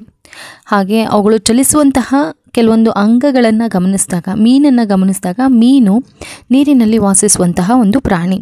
ಅದು ಹೇಗೆ ಚಲಿಸುತ್ತೆ ಒಂದು ಕಡೆಯಿಂದ ಮತ್ತೊಂದು ಕಡೆಗೆ ಅಂತಂದರೆ ಈಜು ರೆಕ್ಕೆಗಳನ್ನು ಬಳಸ್ಕೊಂಡು ಮೀನು ನೀರಿನಲ್ಲಿ ಚಲಿಸುತ್ತೆ. ಅದೇ ಥರ ನೆಲದ ಮೇಲೆ ವಾಸಿಸುವಂತಹ ಪ್ರಾಣಿಗಳು, ಇಲ್ಲಿ ಎಕ್ಸಾಂಪಲ್ ಮೇಕೆ ಕೊಟ್ಟಿದ್ದಾರೆ, ಅದು ಯಾವುದ್ರ ಮೂಲಕ ಚಲಿಸುತ್ತೆ ಅಂದರೆ ಕಾಲುಗಳನ್ನು ಬಳಸ್ಕೊಂಡು ಚಲನೆ ಮಾಡುತ್ತೆ. ಹಾಗೆ ಜೀವಿಗಳನ್ನು ಸಹ ವಿವಿಧ ಗುಂಪುಗಳಾಗಿ ವಿಭಾಗ ಮಾಡಬಹುದು. ಯಾವ್ಯಾವ ಆಧಾರದ ಮೇಲೆ, ವಾಸಿಸುವ ಸ್ಥಳದ ಆಧಾರದ ಮೇಲೆ, ಸೇವಿಸುವ ಆಹಾರದ ವಿಧದ ಆಧಾರದ ಮೇಲೆ ನಾವು ಗುಂಪುಗಳಾಗಿ ಮಾಡಬಹುದು. ಹಾಗೆ ಇಲ್ಲಿ ಕೆಲವೊಂದು ಇಂಪಾರ್ಟೆಂಟ್ ಏರಿಯಾಸನ್ನು ತಗೊಂಡು ಅಲ್ಲಿ ಜೀವಿಸುವಂತಹ ಪ್ರಾಣಿಗಳಲ್ಲಿ ಯಾವ ಥರ ಅವುಗಳ ದೇಹದಲ್ಲಿ ರಚನೆಗಳು ಉಂಟಾಗಿವೆ, ಯಾವ ಥರ ಅವು ಅಡ್ಜಸ್ಟ್ ಆಗಿದೆ ಅವು ಬದುಕುವಂತಹ ವಾತಾವರಣಕ್ಕೆ ಅಂತ ಗಮನಿಸಿದಾಗ ಇಲ್ಲಿ ಎಕ್ಸಾಂಪಲ್ಲು 2 ರೀತಿಯ ರೀಜನ್ಸನ್ನು ತೊಗೊಂಡಿದ್ದಾರೆ. ಯಾವ್ಯಾವವು ಅಂತಂದರೆ, ಡೆಸರ್ಟನ್ನು ತಗೊಂಡಾಗ ಡೆಸರ್ಟಲ್ಲಿರುವಂತಹ ಪ್ರಾಣಿಗಳು ಯಾವ ರೀತಿ ಇರ್ತವೆ, ಹಾಗೆ ಅವುಗಳ ದೇಹದಲ್ಲಿ ಯಾವ ರೀತಿಯ ಮಾರ್ಪಾಟುಗಳನ್ನು ಅವು ಹೊಂದಿವೆ ಅಲ್ಲಿರುವಂತಹ ವಾತಾವರಣಕ್ಕೆ ಹೊಂದಿಕೊಳ್ಳೋದಿಕ್ಕೆ ಅಂತ ನೋಡ್ತಾ ಹೋಗೋಣ. ಡೆಸರ್ಟ್ ಮರುಭೂಮಿ ಹೇಗಿರುತ್ತೆ ಅಲ್ಲಿ ಅಂತಂದರೆ, ಮರುಭೂಮಿಯಲ್ಲಿ ಕಡಿಮೆ ನೀರಿನ ಲಭ್ಯತೆ ಇರುತ್ತೆ, ವೆರಿ ಲಿಟಲ್ ವಾಟರ್ ಇರುತ್ತೆ. ಹಾಗೆ ಡೇ ಟೈಮಲ್ಲಿ ತುಂಬ ಹಾಟ್ ಇರುತ್ತೆ, ನೈಟ್ ಟೈಮಲ್ಲಿ ತುಂಬ ಕೋಲ್ಡ್ ಇರುತ್ತೆ. Very hot during day and very cold at night. ಇಂತಹ ವಾತಾವರಣದಲ್ಲಿ ಬೆಳೆಯುವಂತಹ ಸಸ್ಯಗಳಲ್ಲಿ ಯಾವ ರೀತಿ ಬದಲಾವಣೆ ಆಗಿರುತ್ತೆ ಅಂತಂದರೆ, ಸಸ್ಯಗಳು ಫ್ಲೆಶಿ ಸ್ಟೆಮ್ನನ್ನು ಹೊಂದಿರುತ್ತೆ. ಹಾಗೆ ಏನಕ್ಕದು ಫ್ಲೆಶಿ ಸ್ಟೆಮ್ ಅಂತಂದರೆ, ಟು ಸ್ಟೋರ್ ವಾಟರನ್ನು ಅದು ಸ್ಟೋರ್ ಮಾಡ್ಕೊಳ್ಳುತ್ತೆ. ಅದರ ಜೊತೆಗೆ ಅಲ್ಲಿರುವಂತಹ ಹೀಟನ್ನು ಟಾಲರೇಟ್ ಮಾಡ್ಕೊಳ್ಳೋದಕ್ಕೆ ಅದು ಹೆಲ್ಪ್ ಮಾಡುತ್ತೆ. ಮಾಂಸಲ ಖಂಡಗಳು ಅಂತ ಹೇಳ್ತೀವಿ ಅವುಗಳನ್ನು. ಮಾಂಸಲ ಖಂಡಗಳು ಏನು ಮಾಡ್ತವೆ, ದಪ್ಪಕ್ಕಿರುತ್ತಲ್ಲ ಅದು ನೀರನ್ನು ಸಂಗ್ರಹಿಸ್ಕೊಳ್ತವೆ. ಯಾಕೆಂದರೆ ಡೆಸರ್ಟಲ್ಲಿ ನೀರಿನ ಲಭ್ಯತೆಯೇ ಕಡಿಮೆ, ನೀರು ಕಡಿಮೆ ಸಿಗುತ್ತೆ. ಸೊ ಕಡಿಮೆ ಸಿಗುವಂಥ ನೀರನ್ನು ಅವೇನು ಮಾಡ್ಕೊಳ್ತವೆ, ಸ್ಟೋರ್ ಮಾಡಿ ಇಟ್ಕೊಳ್ತವೆ. ಹಾಗೆ ಬಿಸಿಯ ವಾತಾವರಣವನ್ನು ತಡೆದುಕೊಳ್ಳೋದಕ್ಕೆ ಆ ಥರ ಇರುವಂತಹ ಅಂದರೆ ಮಾಂಸಲ ಖಂಡಗಳು, ಫ್ಲೆಶಿ ಸ್ಟೆಮ್ಸ್ ಏನಿದೆ ಅದು ಅಲ್ಲಿರುವಂತಹ ಸಸ್ಯಗಳಿಗೆ ಅನುಕೂಲವಾಗ್ತವೆ. ಹಾಗೆ ಇಲ್ಲಿರುವಂತಹ ಸಸ್ಯಗಳಲ್ಲಿ ಎಲೆಗಳು ಮುಳ್ಳುಗಳಾಗಿ ಮಾರ್ಪಟ್ಟಿರ್ತವೆ. ಯಾಕೆ ಎಲೆಗಳು ಮುಳ್ಳುಗಳಾಗಿ ಮಾರ್ಪಟ್ಟಿರ್ತವೆ ಅಂತಂದರೆ, ಎಲೆಗಳಿಂದ ಉಂಟಾಗುವ ನೀರಿನ ನಷ್ಟವನ್ನು ಅವು ತಡೆಗಟ್ಟೋದಕ್ಕೆ ಎಲೆಗಳಲ್ಲಿ ಟ್ರಾನ್ಸ್ಪಿರೇಷನ್ ಮೂಲಕ, ಬಾಷ್ಪ ವಿಸರ್ಜನೆಯ ಮೂಲಕ ಸಸ್ಯ ದೇಹದಲ್ಲಿರುವಂತಹ ನೀರು ಹೊರಗಡೆ ಬಂದ್ಬಿಡುತ್ತೆ. ಸೊ ಅದನ್ನು ತಡೆಯೋದಕ್ಕೆ ಅಲ್ಲಿ ಏನಾಗುತ್ತೆ ಅಂತಂದರೆ, ಎಲೆಗಳು ಇದ್ರೆ ಸಣ್ಣ ಎಲೆಗಳಿರ್ತವೆ, ಅಥವಾ ಕೆಲವೊಂದು ಸಸ್ಯಗಳಲ್ಲಿ ಅವು ಮುಳ್ಳುಗಳಾಗಿ ಮಾರ್ಪಟ್ಟಿರ್ತವೆ. ಹಾಗೆ ಅಲ್ಲಿ ದ್ಯುತಿಸಂಶ್ಲೇಷಣೆ ಕ್ರಿಯೆ ನಡೆಯೋದು ಎಲ್ಲಿ ಅಂತಂದರೆ, ಕಾಂಡದಲ್ಲೇ ದ್ಯುತಿಸಂಶ್ಲೇಷಣೆ ಕ್ರಿಯೆ ನಡೆಯುತ್ತೆ. ಓಕೆ, ಸೊ ಎಲೆಗಳಿಲ್ಲ ಅಂತಂದರೆ ದ್ಯುತಿಸಂಶ್ಲೇಷಣೆ ಕ್ರಿಯೆ ನಡೆಯಲ್ಲ ಅಂತಲ್ಲ. ಕಾಂಡ ಗ್ರೀನ್ ಕಲರ್ ಇರುತ್ತೆ ಅಂದರೆ ಅಲ್ಲಿ ಪತ್ರಹರಿತು ಇರುತ್ತೆ ಅಂತ. ಸೊ ಪತ್ರಹರಿತು ಇರೋದ್ರಿಂದ ಕಾಂಡದಲ್ಲೇ ಮರುಭೂಮಿ ಸಸ್ಯಗಳಲ್ಲಿ ದ್ಯುತಿಸಂಶ್ಲೇಷಣೆ ಕ್ರಿಯೆ ನಡೆಯೋದು ಎಲ್ಲಿ ಅಂತಂದರೆ ಕಾಂಡಗಳಲ್ಲಿನೇ. ಓಕೆ, ಸೊ ಇಲ್ಲೊಂದು ಚಿತ್ರವನ್ನು ಕೊಟ್ಟಿದ್ದಾರೆ. ಪಾಪಾಸ್ ಕಳ್ಳಿ ಮರುಭೂಮಿಯಲ್ಲಿ ಬೆಳೆಯುವಂತಹ ಸಸ್ಯಕ್ಕೆ ಒಂದು ಉದಾಹರಣೆ ಪಾಪಾಸ್ ಕಳ್ಳಿಯಲ್ಲಿ ಗಮನಿಸಿದಾಗ ಇಲ್ಲೆಲ್ಲ ಮುಳ್ಳುಗಳು ಕಾಣಿಸ್ತಾ ಇದಾವಲ್ಲ. ಈ ಮುಳ್ಳುಗಳು ಏನಪ್ಪ ಅಂತಂದರೆ ಎಲೆಗಳು ಮುಳ್ಳುಗಳಾಗಿ ಮಾರ್ಪಟ್ಟಿರ್ತವೆ. ಜೊತೆಗೆ ಇಲ್ಲಿ ಕಾಂಡ ಗ್ರೀನ್ ಕಲರಲ್ಲಿ ಇರುತ್ತೆ. ಕಾಂಡ ಗ್ರೀನ್ ಕಲರ್ ಇದೆ ಅಂತಂದರೆ ಅಲ್ಲಿ ಸಂಶ್ಲೇಷಣೆ ಕ್ರಿಯೆ ನಡೆಯುತ್ತೆ ಅಂತ. ಹಾಗೆ ಅಲ್ಲಿ ಜೀವಿಸುವಂತಹ ಪ್ರಾಣಿಗಳಿಗೆ ಎಕ್ಸಾಂಪಲ್ಸ್ ಯಾವುದು ಅಂತಂದರೆ ಕ್ಯಾಮಲ್. ಹಾಗೆ ಡೆಸರ್ಟ್ ಏರಿಯಾ ಅಂತ ತಗೊಂಡಾಗ 2 ರೀತಿಯ ಡೆಸರ್ಟ್ ಏರಿಯಾಸ್ ಕಂಡು ಬರ್ತವೆ. ಒಂದು ತುಂಬ ಡ್ರೈ ಇರೋವಂಥದ್ದು, ಹಾಗೆ ಇನ್ನೊಂದು ಕೋಲ್ಡ್ ಡೆಸರ್ಟ್ ಅಂತಲೂ ಹೇಳ್ತೀವಿ. ಶೀತ ಮರುಭೂಮಿ, ಮೌಂಟೇನ್ ರೀಜನಲ್ಲಿ ಕೂಡ ಕೋಲ್ಡ್ ಜಾಸ್ತಿ ಇರುತ್ತಲ್ವ, ಅದನ್ನು ನಾವು ಕೋಲ್ಡ್ ಡೆಸರ್ಟ್ ಅಥವಾ ಶೀತ ಮರುಭೂಮಿ ಅಂತ ಹೇಳ್ತೀವಿ. ಶೀತ ಮರುಭೂಮಿಯಲ್ಲಿ ಬೆಳೆಯುವಂತಹ ಸಸ್ಯಗಳು ಯಾವ ರೀತಿ ಇರುತ್ತೆ ಅಂತಂದರೆ, ಇಲ್ಲಿ ಚಿತ್ರದಲ್ಲಿ ಅಬ್ಸರ್ವ್ ಮಾಡೋ ಹಾಗೆ ಟ್ರಯಾಂಗುಲರ್ ಶೇಪಲ್ಲಿ ಇರ್ತವೆ. ಕೋಲ್ಡ್ ಇರೋವಂತಹ ರೀಜನಲ್ಲಿ ಬೆಳೆಯುವಂಥ ಮರಗಳು ಈ ಥರ ಟ್ರಯಾಂಗುಲರ್ ಶೇಪಲ್ಲಿ, ಕೋನ್ ಶೇಪಲ್ಲಿ ಇರ್ತದೆ.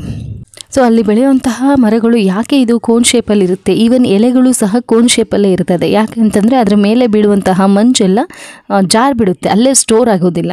ಯಾವಾಗ ಹಿಂಗೆ ಶಾರ್ಪ್ ಎಡ್ಜಸ್ ಇರುತ್ತೆ ಅದರ ಮೇಲೆ ಬೀಳುವಂತಹ ಮಂಜುಗಡ್ಡೆ ಕೆಳಗಡೆಗೆ ಜಾರ್ ಬಿಡುತ್ತೆ. ಸೊ ಅದಕ್ಕೆ ಅನುಗುಣವಾಗಿ ಅಲ್ಲಿರುವಂತಹ ಪ್ರಾಣಿಗಳು ಕೋನಿಕಲ್ ಶೇಪಲ್ಲಿ ಇರ್ತವೆ. ಎಕ್ಸಾಂಪಲ್ಲು ಡಿಯೋಡಾರ್ ಟ್ರೀ ಅಥವಾ ದೇವದಾರು ಮರ. ಇಲ್ಲಿರುವಂತಹ ಎಕ್ಸಾಂಪಲ್ ಇದೆಯಲ್ಲ, ಇದು ದೇವದಾರು ಮರ ಅಥವಾ ಡಿಯೋಡಾರ್ ಟ್ರೀ ಅಂತ ಹೇಳ್ತೀವಿ. ಹಾಗೆ ಪ್ರಾಣಿಗಳನ್ನು ತಗೊಂಡಾಗ ಕೋಲ್ಡ್ ಡೆಸರ್ಟಲ್ಲಿರುವಂತಹ ಕ್ಯಾಮಲ್ಗೆ ಹಾಗೆ ಹಾಟ್ ಡೆಸರ್ಟಲ್ಲಿರುವಂತಹ ಕ್ಯಾಮಲ್ಗೂ ಸಹ ಡಿಫರೆನ್ಸಸ್ ಇರ್ತದೆ. ಏನು ಆ ಡಿಫರೆನ್ಸಸ್ ಅಂತ ನೋಡೋದಾದರೆ, ಸೊ ಇಲ್ಲಿ ಫಿಗರನ್ನು ಅಬ್ಸರ್ವ್ ಮಾಡಿದಾಗ ಇಲ್ಲಿರುವಂಥದ್ದು ಹಾಟ್ ಡೆಸರ್ಟಲ್ಲಿರುವಂತಹ ಕ್ಯಾಮಲ್ಲು, ಇಲ್ಲಿರುವಂಥದ್ದು ಕೋಲ್ಡ್ ಡೆಸರ್ಟಲ್ಲಿರುವಂತಹ ಕ್ಯಾಮಲ್ಲು. ಈ 2 ಕ್ಯಾಮಲ್ಸ್ಗೆ ಅಬ್ಸರ್ವ್ ಮಾಡಿದಾಗ ಇಲ್ಲಿರುವಂತಹ ಕ್ಯಾಮಲ್ಗೆ ಉದ್ದವಾಗಿರುವಂತಹ ಕಾಲುಗಳಿರ್ತವೆ. ಯಾಕೆ ಅಂತಂದರೆ ಮಣ್ಣಿನ ತಾಪದಿಂದ ಅದರ ದೇಹವನ್ನು ಕಾಪಾಡೋದಕ್ಕೆ ಉದ್ದವಾಗಿರುವಂತಹ ಕಾಲನ್ನು ಹೊಂದಿರ್ತವೆ. ಆದರೆ ಇಲ್ಲಿ ಹಾಗಲ್ಲ. ಇಲ್ಲಿರುವಂತಹ ಒಂಟೆಗೆ ಅಂದರೆ ಶೀತ ಮರುಭೂಮಿಯಲ್ಲಿರುವಂತಹ ಒಂಟೆಗೆ ಕಾಲುಗಳು ಚಿಕ್ಕದಾಗಿರ್ತವೆ. ಹಾಗೆ ಇಲ್ಲಿ ಡುಬ್ಬ ಅಥವಾ ಹಂಪನ್ನು ಅಬ್ಸರ್ವ್ ಮಾಡಿದಾಗ ಹಾಟ್ ಡೆಸರ್ಟಲ್ಲಿರುವಂತಹ ಕ್ಯಾಮಲ್ಗೆ 1 ಹಂಪಿದೆ. ಹಾಗೆ ಕೋಲ್ಡ್ ಡೆಸರ್ಟಲ್ಲಿರುವಂಥದ್ದಕ್ಕೆ 2 ಹಂಪಿರುತ್ತೆ. ಹಾಗೆ ಹೇರ್ ಅಷ್ಟೇ, ಬಾಡಿ ಮೇಲೆ ಇರುವಂತಹ ಹೇರು ಈ ಕ್ಯಾಮಲಲ್ಲಿ ಜಾಸ್ತಿ ಇರುತ್ತೆ. ಯಾಕೆ ಅಂತಂದರೆ ಅದನ್ನು ಶೀತದಿಂದ ಕಾಪಾಡೋದಕ್ಕೆ. ಆದರೆ ಇಲ್ಲಿರುವಂತಹ ಒಂಟೆಗೆ ಆ ಥರ ಹೇರು ಇರೋದಿಲ್ಲ. ಹಾಗೆ ಹಾಟ್ ಡೆಸರ್ಟಲ್ಲಿರುವಂತಹ ಕ್ಯಾಮಲ್ಗೆ ಲೆಗ್ಸ್ ಹೇಗಿರ್ತದೆ ಅಂತಂದರೆ ಉದ್ದವಾಗಿರುವಂತಹ ಲೆಗ್ಸ್ ಇರುತ್ತೆ. ಹಾಗೆ ವೈಡ್ ಹೂವ್ಸ್ ಇರುತ್ತೆ. Help to walk in sand. Hooves ಅಂತಂದರೆ ಕಾಲಿನ ಗೊರಸುಗಳೇನಿರ್ತಾವಲ್ಲ ಅದು ಅಗಲವಾಗಿರ್ತವೆ. ಯಾಕೆ ಅಂತಂದರೆ ಮಣ್ಣಲ್ಲಿ ಓಡಾಡೋದಕ್ಕೆ ಅನುಕೂಲವಾಗೋದಕ್ಕೆ ಅಂತ. ಆದರೆ ಕೋಲ್ಡ್ ಡೆಸರ್ಟಲ್ಲಿರುವಂತಹ ಕ್ಯಾಮಲ್ ಹೈಟ್ ಹೇಗಿರುತ್ತೆ ಅಂದರೆ ಶಾರ್ಟ್ ಆಗಿರುತ್ತೆ when compare to the hot desert camel. Hot desert camel has only 1 hump. Cold desert camel has 2 humps, shrinks in later winter ಆಗ್ತಾ ಇಲ್ಲಿರುವಂತಹ ಇನ್ನೊಂದು ಡುಬ್ಬ ಅಥವಾ ಹಂಪ್ ಏನಿದೆ ಇದು ಶ್ರಿಂಕ್ ಆಗೋಕ್ಕೆ ಸ್ಟಾರ್ಟ್ ಆಗುತ್ತೆ, ಚಿಕ್ಕದಾಗ್ಬಿಡುತ್ತೆ. ಅದು ಹಂಪಲ್ಲಿ ಏನು ಅಂತಂದರೆ ಆಹಾರ ಸ್ಟೋರ್ ಆಗಿರುತ್ತೆ, ಆಹಾರ ಮತ್ತು ವಾಟರ್ ಸ್ಟೋರ್ ಆಗಿರುತ್ತೆ ಅಷ್ಟೇ ಅದರಲ್ಲಿ. ಸೊ ಯಾವಾಗ ಅದಕ್ಕೆ ಆಹಾರ ಸಿಗಲ್ಲ ಅದು ಕರಗ್ತಾ ಬರುತ್ತೆ, ಅಲ್ಲಿರುವಂತಹ ಆಹಾರವನ್ನು ಅದು ಬಳಸ್ಕೊಳ್ತಾ ಹೋಗುತ್ತೆ. ಹಾಗೆ hot desert camel excrete small amount of ಯೂರಿನ್ನು ಅಷ್ಟೇ ಸ್ಮಾಲ್ ಅಮೌಂಟ್ ಆಫ್ ಯೂರಿನನ್ನು ಇದು ಪಾಸ್ ಮಾಡುತ್ತೆ. ಯಾಕೆ ಅಂತಂದರೆ to avoid the loss of water. ಹಾಗೆ their dung is dry and they do not sweat. ಸಗಣಿ ಹೇಗಿರುತ್ತೆ ಒಂಟೆದು ಅಲ್ಲಿರುವಂಥ ರಾಜಸ್ಥಾನ್ ಅಥವಾ ಡ್ರೈ ಡೆಸರ್ಟಲ್ಲಿರುವಂತಹ ಒಂಟೆಯ ಡಂಗ್ ಅಥವಾ ಸಗಣಿ ಹೇಗಿರುತ್ತೆ ಅಂದರೆ ಡ್ರೈ ಆಗಿರುತ್ತೆ, to avoid the loss of water. So ಇದಿಷ್ಟು ಡಿಫ್ರೆನ್ಸಸ್ಸು ಹಾಟ್ ಡೆಸರ್ಟ್ ಕ್ಯಾಮಲ್ಗೆ ಹಾಗೆ ಕೋಲ್ಡ್ ಡೆಸರ್ಟ್ ಕ್ಯಾಮಲ್ಗೆ ಇರುವಂಥದ್ದು. ಹಾಗೆ ಇಲ್ಲಿ ಸಸ್ಯಗಳಲ್ಲಿ ವಿವಿಧ ರೀತಿಯ ಹೊಂದಾಣಿಕೆಗಳು ಕಂಡು ಬರ್ತವೆ. ಅಂದರೆ ಅದು ಯಾವ ಪ್ರದೇಶದಲ್ಲಿ ಬೆಳೆಯುತ್ತೋ ಆ ಪ್ರದೇಶಕ್ಕೆ ತಕ್ಕಂತೆ ಅವುಗಳ ದೇಹದಲ್ಲಿ ಬದಲಾವಣೆಗಳು ಕಂಡು ಬರ್ತವೆ. ಹೇಗೆ ಪ್ರಾಣಿಗಳಲ್ಲಿ ಬದಲಾವಣೆಗಳು ಇರ್ತಾವೋ ಅದೇ ಥರ ಸಸ್ಯಗಳಲ್ಲೂ ಸಹ. ಈಗ ಒಂಟೆನ ನಾವು ಅಬ್ಸರ್ವ್ ಮಾಡಿದ್ವಿ, ಒಂಟೆ ಡೆಸರ್ಟ್ ಏರಿಯಲ್ಲಿ ಬದುಕಬೇಕಾದ್ರೆ ಏನೆಲ್ಲ ಚೇಂಜಸ್ ಅದರ ದೇಹದಲ್ಲಿರುತ್ತೋ ಆ ಥರನೇ ಸಸ್ಯಗಳಲ್ಲೂ ಸಹ ಬದಲಾವಣೆಗಳನ್ನು ನಾವು ಕಾಣಬಹುದು. ಒಂದು ಬೆಸ್ಟ್ ಎಕ್ಸಾಂಪಲ್ ಹೇಳೋದಾದರೆ ರೋಡೋಡೆಂಡ್ರಾನ್ ಅನ್ನೋ ಪ್ಲ್ಯಾಂಟ್. ರೋಡೋಡೆಂಡ್ರಾನು ಇದು ಪರ್ವತ ಪ್ರದೇಶದಲ್ಲಿ ಬೆಳೆಯುವಂಥ ಪ್ಲ್ಯಾಂಟ್. ಈ 2 ಫಿಗರ್ಸನ್ನು ಅಬ್ಸರ್ವ್ ಮಾಡಿದಾಗ ಇದು ನೀಲಗಿರಿಯಲ್ಲಿ ಬೆಳೆಯುವಂಥ ರೋಡೋಡೆಂಡ್ರಾನು, ಹಾಗೆ ಇಲ್ಲಿ ಸಿಕ್ಕಿಮಲ್ಲಿ ಬೆಳೆಯುವಂತಹ ರೋಡೋಡೆಂಡ್ರಾನು. ಇವೆರಡೂ ಸಹ ಸೇಮ್ ಪ್ಲ್ಯಾಂಟ್ಸೇ, ಆದರೆ ಅವು ಬೆಳೆಯುವಂತಹ ಪ್ರದೇಶಕ್ಕೆ ಅನುಗುಣವಾಗಿ ಅವುಗಳ ದೇಹದಲ್ಲಿ ಬದಲಾವಣೆಗಳಾಗಿದ್ದಾವೆ. ಏನು ಆ ಬದಲಾವಣೆಗಳು ಅಂತಂದರೆ ಇಲ್ಲಿ ಇರುವಂಥ ರೋಡೋಡೆಂಡ್ರಾನ್ನ ಹೈಟ್ ಕಡಿಮೆ ಹೈಟ್ ಇರುತ್ತೆ. ಇಲ್ಲಿರುವಂತಹ ರೋಡೋಡೆಂಡ್ರಾನ್ನ ಹೈಟು ಜಾಸ್ತಿ ಇರುತ್ತೆ. ಹಾಗೆ ಲೀವ್ಸನ್ನು ತಗೊಂಡಾಗ ಲೀವ್ಸು ಅಷ್ಟೇ ಇಲ್ಲಿರುವಂತಹ ನೀಲಗಿರಿಯಲ್ಲಿರುವಂತಹ ರೋಡೋಡೆಂಡ್ರಾನಲ್ಲಿ ಲೀವ್ಸು ಕಡಿಮೆ ಇರ್ತವೆ, ಸ್ಮಾಲರ್ ಲೀವ್ಸ್, ಚಿಕ್ಕ ಲೀವ್ಸ್ ಇರ್ತವೆ, ಆದರೆ ಇದರಲ್ಲಿ ಜಾಸ್ತಿ ಇರ್ತದೆ. ಹಾಗೆ ಶೇಪು ಅಷ್ಟೇ ಇಲ್ಲಿ ಸಿಕ್ಕಿಮಲ್ಲಿರುವಂತಹ ಪ್ಲ್ಯಾಂಟು ಕೋನಿಕಲ್ ಶೇಪಲ್ಲಿದೆ. ಯಾಕೆ ಅಂತಂದರೆ ಅಲ್ಲಿ ಬೀಳುವಂತಹ ಹಿಮವನ್ನು ಅದು ಆ ಗಿಡದ ಮೇಲೆ ನಿಲ್ಲೋ ಹಾಗೆ ಮಾಡೋದಿಲ್ಲ. ಸೊ ಇದು ಯಾಕೆ ಒಂದೇ ಸಸ್ಯದಲ್ಲಿ 2 ರೀತಿಯ ಬದಲಾವಣೆಗಳು ಅಂತಂದರೆ ಅವು ಇರುವಂತಹ ವಾತಾವರಣಕ್ಕೆ ಅವು ಹೊಂದಾಣಿಕೆ ಮಾಡ್ಕೊಳ್ಳೋದಕ್ಕೆ ಈ ರೀತಿಯ ಬದಲಾವಣೆಗಳು ಆಗಿದ್ದಾವೆ. ಸೊ ಈ ರೀತಿ ಬದಲಾವಣೆಗಳಾಗಿರ್ತಾವಲ್ಲ ಅವುಗಳ ದೇಹದಲ್ಲಿ ಅವುಗಳ ಸುತ್ತಮುತ್ತಲೂ ಇರುವ ಪ್ರದೇಶಕ್ಕೆ ಹೊಂದಿಕೊಳ್ಳೋದಕ್ಕೆ ಅವುಗಳ ದೇಹದಲ್ಲಾಗುವಂತಹ ಬದಲಾವಣೆಗಳನ್ನೇ ನಾವು ಹೊಂದಾಣಿಕೆ ಅಥವಾ ಅಡಾಪ್ಟೇಷನ್ಸ್ ಅಂತ ಹೇಳ್ತೀವಿ. ಇನ್ನೊಂದು ಬೆಸ್ಟ್ ಎಕ್ಸಾಂಪಲ್ ಹೇಳೋದಾದರೆ ಮೀನಿನ ದೇಹ ರಚನೆ ಕತಿರಿನಾಕಾರ ಅಂತ ಹೇಳ್ತೀವಿ. ಸೊ ಅದು ಯಾಕೆ ಅಂತಂದರೆ ನೀರಲ್ಲಿ ಅದು ಮೂವ್ ಆಗೋದಕ್ಕೆ, ಚಲಿಸೋದಕ್ಕೆ ಅದು ಅನುಕೂಲ ಆಗೋ ಹಾಗೆ. ಯಾವ ಆವಾಸದಲ್ಲಿ ಅವು ಬೆಳೆಯುತ್ತೋ ಆ ಆವಾಸಕ್ಕೆ ತಕ್ಕಂತೆ ತನ್ನ ದೇಹದಲ್ಲಿ ಉಂಟಾಗುವ ರಚನೆಗಳನ್ನೇ ನಾವು ಏನಂತ ಹೇಳ್ತೀವಿ ಅಂದರೆ ಹೊಂದಾಣಿಕೆಗಳು ಅಥವಾ ಅಡಾಪ್ಟೇಷನ್ಸ್ ಅಂತ ಹೇಳ್ತೀವಿ. ಓಕೆ. ಹಾಗೆ ಹ್ಯಾಬಿಟ್ಯಾಟ್ ಅಂತಂದರೆ ಏನು? ಹ್ಯಾಬಿಟ್ಯಾಟ್ ಅಥವಾ ಆವಾಸ ಸ್ಥಾನ ಅಂತಂದರೆ ಏನು? ಜೀವಿಗಳು ವಾಸಿಸುವಂತಹ ಸ್ಥಳವನ್ನು ನಾವು ಹ್ಯಾಬಿಟ್ಯಾಟ್ ಅಂತ ಹೇಳ್ತೀವಿ. ಹ್ಯಾಬಿಟ್ಯಾಟ್ ಅಂತಂದರೆ ನೀರಿನಲ್ಲಿ ವಾಸಿಸುವಂತಹ ಪ್ರಾಣಿಗಳ ಆವಾಸ ಸ್ಥಾನ ಯಾವುದು ಅಂತಂದರೆ ನೀರು, ಜಲವಾಸಿಗಳು ಅಂತ ಹೇಳ್ತೀವಿ. ಹಾಗೆ ನೆಲದ ಮೇಲೆ ವಾಸಿಸುವಂತಹ ಪ್ರಾಣಿಗಳಿಗೆ ಆವಾಸ ಸ್ಥಾನ ನೆಲ ಆಗಿರೋದ್ರಿಂದ ಅವುಗಳನ್ನು ಭೂವಾಸಿಗಳು ಅಥವಾ ಭೂ ಆವಾಸ ಅಂತ ಹೇಳಿದ್ದು. ಜೀವಿಯ ವಾಸಿಸುವ ಸ್ಥಳ ಏನಿದೆ ಆ ಸ್ಥಳವನ್ನೇ ನಾವು ಆವಾಸ ಸ್ಥಾನ ಅಥವಾ ಹ್ಯಾಬಿಟ್ಯಾಟ್ ಅಂತ ಹೇಳ್ತೀವಿ. ಈ ಇಷ್ಟು ಪಾಯಿಂಟ್ಸ್ ಜೊತೆಗೆ ಒಂದಷ್ಟು ಇಂಪಾರ್ಟೆಂಟ್ ಪರ್ಸನ್ಸ್ ಬಗ್ಗೆನೂ ಕೊಟ್ಟಿದ್ದಾರೆ. ಏನದು ಅಂತ ನೋಡ್ತಾ ಹೋಗೋಣ. ಬರ್ಡ್ ಮ್ಯಾನ್ ಆಫ್ ಇಂಡಿಯಾ ಅಂತ ಯಾರನ್ನ ಕರೀತಾರೆ ಅಂತಂದರೆ ಬರ್ಡ್ ಮ್ಯಾನ್ ಆಫ್ ಇಂಡಿಯಾ ಅಂತ ಕರೆಯೋದು ಸಲೀಂ ಅಲಿ ಅವರನ್ನು. ಸಲೀಂ ಅಲಿ ಅವರನ್ನು ಭಾರತದ ಪಕ್ಷಿ ಮಾನವ ಅಂತ ಕರಿತೀವಿ. ಅದ್ರ ಜೊತೆಗೆ ಮತ್ತೊಬ್ಬ ವಿಜ್ಞಾನಿಯ ಬಗ್ಗೆ ಕೊಟ್ಟಿದ್ದಾರೆ ಇಲ್ಲಿ. ಯಾರು ಆ ವಿಜ್ಞಾನಿ ಅಂತಂದರೆ ಜಾನಕಿ ಅಮ್ಮಾಳ್ ಅಂತ. ಆ ವಿಜ್ಞಾನಿಯ ಹೆಸರು ಜಾನಕಿ ಅಮ್ಮಾಳ್. ಇವರು ಕೇರಳದವರು. ಇವರು ಯಾತಕ್ಕೋಸ್ಕರ ಇವರು ಪರಿಚಯ ಆದರು ಅಂತಂದರೆ ಮೌನ ಕಣಿವೆಯನ್ನು ಸಂರಕ್ಷಿಸೋದ್ರಲ್ಲಿ ಇವರು ಯಶಸ್ವಿಯಾಗಿದ್ದರು. ಹಾಗೆ ಇವರು ಭಾರತದ ಸಸ್ಯ ವೈವಿಧ್ಯತೆಯನ್ನು ದಾಖಲಿಸುವಂತಹ ಕಾರ್ಯಕ್ರಮಗಳನ್ನು ಪ್ರಾರಂಭಿಸ್ತಾರೆ. ಇವರೊಬ್ಬ ಭಾರತೀಯ ಸಸ್ಯಶಾಸ್ತ್ರಜ್ಞರಾಗಿದ್ದರು. ಸಸ್ಯ ಜೀವ ವೈವಿಧ್ಯತೆಯನ್ನು ಸಂರಕ್ಷಿಸೋದಕ್ಕೆ ಹಾಗೆ ಅದನ್ನು ದಾಖಲೆ ಮಾಡೋದಕ್ಕೆ ಇವರು ತಮ್ಮ ಜೀವನವನ್ನು ಮುಡುಪಾಗಿಟ್ಟಿದ್ರು. ಏನಿದು ಮೌನ ಕಣಿವೆ ಅಂತ ನೋಡ್ತಾ ಹೋಗೋಣ. ಮೌನ ಕಣಿವೆ ಅಂತಂದರೆ ಇದು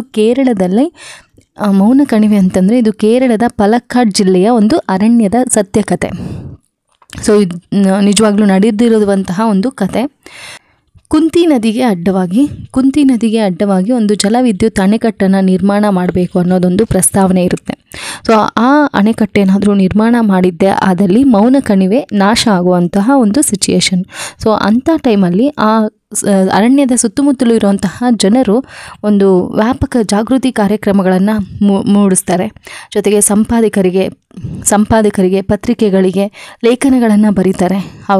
ಅದರಿಂದ ಸುಮಾರು 10 ವರ್ಷಗಳ ಕಾಲ ಇವರು ಆ ಚಳುವಳಿಯನ್ನು ಮೌನ ಚಳುವಳಿಯನ್ನು ಮಾಡ್ತಾ ಹೋಗ್ತಾರೆ. ಏನಕ್ಕೋಸ್ಕರ ಇವರು ಅಂತಂದರೆ ಈ ಕುಂತಿ ನದಿಗೆ ಅಡ್ಡಲಾಗಿ ಕಟ್ಟಬೇಕು ಅಂತ ಇರುವಂತಹ ಜಲವಿದ್ಯುತ್ ಅಣೆಕಟ್ಟನ್ನು ನಿರ್ಮಾಣ ಮಾಡಬಾರ್ದು ಅನ್ನೋದಕ್ಕೋಸ್ಕರ ಅವರು ಏನು ಮಾಡ್ತಾರೆ, ಹೋರಾಟಗಳನ್ನು ಮಾಡ್ತಾರೆ. ಸುತ್ತಮುತ್ತಲೂ ಇರುವಂತಹ ಜನರಲ್ಲಿ ಜಾಗೃತಿ ಕಾರ್ಯಕ್ರಮಗಳನ್ನು ಮೂಡಿಸ್ತಾರೆ, ಪತ್ರಿಕೆಗಳಲ್ಲಿ ಲೇಖನಗಳನ್ನು ಹೊರಡಿಸ್ತಾರೆ, ವಿಚಾರ ಸಂಕಿರಣಗಳನ್ನು ಮಾಡ್ತಾರೆ, ಅನೇಕ ದೂರುಗಳನ್ನು ಕೊಡ್ತಾರೆ, ನ್ಯಾಯಾಲಯದಲ್ಲಿ ಮೇಲ್ಮನವಿಯನ್ನು ಸಲ್ಲಿಸ್ತಾರೆ. ಹೀಗೆಲ್ಲ ಮಾಡಿ ಕೊನೆಗೂ 10 ವರ್ಷಗಳು, ಸುಮಾರು 10 ವರ್ಷಗಳ ಕಾಲ ಈ ಚಳುವಳಿ ನಡೆಯುತ್ತೆ. ಕೊನೆಗೆ ಮೌನ ಕಣಿವೆಯನ್ನು ಸಂರಕ್ಷಿಸುವಲ್ಲಿ ಈ ಚಳುವಳಿ ಯಶಸ್ವಿ ಆಗುತ್ತೆ. ಇನ್ನೊಂದು ಪಾಯಿಂಟ್ ಇಲ್ಲಿ ನೋಡ್ತಾ ಹೋಗೋಣ. ಬಂಗಾಳದ ಹುಲಿ, ಚಿರತೆ ಹಾಗೆ ಹೆಬ್ಬಕ. ಬಂಗಾಳದ ಹುಲಿ, ಚಿರತೆ ಮತ್ತು ಹೆಬ್ಬಕ, ಗ್ರೇಟ್ ಇಂಡಿಯನ್ ಬಸ್ಟರ್ಡ್, ಈ ಅನಿಮಲ್ಸ್ ಏನಿದೆ ಇವು ಅಳಿವಿನಂಚಿನಲ್ಲಿರುವಂತಹ ಅನಿಮಲ್ಸು. ಸೊ ಇವು ಮಾನವನ ಚಟುವಟಿಕೆಗಳಿಂದ ನೈಸರ್ಗಿಕವಾಗಿ ಅವುಗಳ ಆವಾಸ ಸ್ಥಾನಗಳೇನಿರ್ತಾವಲ್ವ ಅವು ನಾಶ ಮಾಡ್ತಾ ಇರೋದ್ರಿಂದ ಇವುಗಳ ಸಂಖ್ಯೆ ಗಣನೀಯವಾಗಿ ಕಡಿಮೆ ಆಗ್ತಾ ಇದೆ. ಅಂದರೆ ಭಾರತದಲ್ಲಿರುವಂತಹ ಜೀವ ವೈವಿಧ್ಯತೆ ಕಡಿಮೆ ಆಗ್ತಾ ಇದೆ. ಅದನ್ನು ಸಂರಕ್ಷಿಸೋದಕ್ಕೆ ಅಂತ ಹಲವು ಯೋಜನೆಗಳನ್ನು ಹಾಕ್ಕೊಳ್ತಾರೆ. ಭಾರತ ಸರ್ಕಾರ ಜೀವ ವೈವಿಧ್ಯತೆಯನ್ನು ಸಂರಕ್ಷಿಸೋದಕ್ಕೆ ಅನೇಕ ಯೋಜನೆಗಳನ್ನು ಕೈಗೊಳ್ತವೆ. ಅದರಲ್ಲಿ ಇಂಪಾರ್ಟೆಂಟ್ ಆಗಿ ಬಂಗಾಳದ ಹುಲಿಗಳ ಸಂಖ್ಯೆ ಇಳಿಕೆಯಾದ್ದರಿಂದ ಅವುಗಳನ್ನು ಕಾಪಾಡೋದಕ್ಕೆ, ಬಂಗಾಳದ ಹುಲಿಗಳನ್ನು ಕಾಪಾಡೋದಕ್ಕಾಗಿ 1973ರಲ್ಲಿ ಹುಲಿ ಯೋಜನೆ ಪ್ರಾರಂಭವಾಗುತ್ತೆ. ಹುಲಿಗಳ ಸಂಖ್ಯೆಯನ್ನು ಕಾಪಾಡೋದಕ್ಕೆ, ಹುಲಿಗಳನ್ನು ರಕ್ಷಿಸೋದಕ್ಕೆ ಕೈಗೊಂಡಂತಹ ಒಂದು ಯೋಜನೆ ಯಾವುದು ಅಂತಂದರೆ ಹುಲಿ ಯೋಜನೆ. 1973ರಲ್ಲಿ ಕೈಗೊಳ್ಳುವಂತಹ ಒಂದು ಯೋಜನೆ ಇದು. ಟೈಗರ್ ಪ್ರಾಜೆಕ್ಟು ಇಯರನ್ನು ನೆನ್ಪಿಟ್ಕೋಬೇಕಾಗತ್ತೆ. 1973 ಟೈಗರ್ ಪ್ರಾಜೆಕ್ಟನ್ನು ಸ್ಟಾರ್ಟ್ ಮಾಡುವಂಥದ್ದು. ನೆಕ್ಸ್ಟು 2022 ಚೀತಾ ಪುನರ್ವಸತಿ ಯೋಜನೆ. ಚೀತಾವನ್ನು ಕಾಪಾಡೋದಕ್ಕೆ ಚೀತಾ ಪುನರ್ವಸತಿ ಯೋಜನೆ ಯಾವಾಗ ಕೈಗೊಂಡಿದ್ದು ಅಂತಂದರೆ 2022ರಲ್ಲಿ. ಅದೇ ರೀತಿ ಮಹಾರಾಷ್ಟ್ರ, ರಾಜಸ್ಥಾನ, ಗುಜರಾತಲ್ಲಿ ಕಂಡುಬರುವಂತಹ ಪಕ್ಷಿ ಹೆಬ್ಬಕ, ಈ ಆವಾಸವನ್ನು ರಕ್ಷಿಸೋದಕ್ಕೆ ಆ ಪ್ರದೇಶಗಳನ್ನು ಸುರಕ್ಷಿತ ಪ್ರದೇಶ ಅಂತ ಘೋಷಣೆ ಮಾಡಲಾಗಿದೆ. ಸೊ ಇದಿಷ್ಟು ಜನರಲ್ ಇನ್ಫಾರ್ಮೇಷನ್ನು ಈ ಲೆಸನಲ್ಲಿ ಕೊಟ್ಟಿರೋವಂಥದ್ದು, ಗಮನಿಸಬೇಕು ಇಂಪಾರ್ಟೆಂಟ್ ಆಗಿ. ಮತ್ತೊಬ್ಬ ವಿಜ್ಞಾನಿಯ ಬಗ್ಗೆ ಇಲ್ಲಿ ಒಂದು ಸಣ್ಣ ಮಾಹಿತಿಯನ್ನು ಕೊಟ್ಟಿದ್ದಾರೆ. ಯಾರವರು ಅಂದರೆ ಸಲೀಂ ಅಲಿ ಅವರನ್ನು ಭಾರತದ ಪಕ್ಷಿ ಮಾನವ ಅಂತಲೂ ಕರಿತೀವಿ. ಈಗಾಗಲೇ ನಾವು ಡಿಸ್ಕಷನ್ ಮಾಡಿದ್ವಿ. ಭಾರತದ ಪಕ್ಷಿ ಮಾನವ ಅಂತ ಯಾರನ್ನು ಕರಿತೇವೆ ಅಂತಂದರೆ ಸಲೀಂ ಅಲಿ ಅವರನ್ನು ಭಾರತದ ಪಕ್ಷಿ ಮಾನವ ಅಂತ ಕರೀತಾರೆ. ಇವರು ಪಕ್ಷಿಗಳ ಬಗ್ಗೆ ಸ್ಟಡಿ ಮಾಡೋದಕ್ಕೆ ಭಾರತದಾದ್ಯಂತ ಅವರು ಪ್ರಯಾಣಿಸ್ತಾರೆ. ಅವುಗಳ ಎಲ್ಲಿ ಇರ್ತವೆ, ಅವುಗಳ ವಾಸಸ್ಥಾನ ಏನು, ಅವುಗಳ ಆಹಾರ ಏನು, ಅವುಗಳ ವೈವಿಧ್ಯತೆ ಏನು, ಇವೆಲ್ಲವುದ್ರ ಬಗ್ಗೆ ಸ್ಟಡಿ ಮಾಡೋದಕ್ಕೆ ಅವರ ಜೀವನವನ್ನು ಮುಡುಪಾಗಿಟ್ಕೊಳ್ತಾರೆ. ಇದರಲ್ಲಿ ಪ್ರಮುಖವಾಗಿ ಪಕ್ಷಿಗಳು ವಾಸಿಸುವಂತಹ ಸ್ಥಳವನ್ನು ಕಾಪಾಡೋದಕ್ಕೆ, ಸಂರಕ್ಷಣೆ ಮಾಡೋದಕ್ಕೆ ಅನೇಕ ಕ್ರಮಗಳನ್ನು ಕೈಗೊಳ್ತಾರೆ. ರಾಜಸ್ಥಾನದಲ್ಲಿರುವ ಭರತ್ಪುರದ ಕೇವಲಾಡಿಯೋ ಅಂತ ಹೇಳ್ತಾರೆ, ಅಥವಾ ಕೇವಲಾದೇವ್ ಅಂತಲೂ ಕರೀತಾರೆ ಅದನ್ನು, ರಾಷ್ಟ್ರೀಯ ಉದ್ಯಾನ.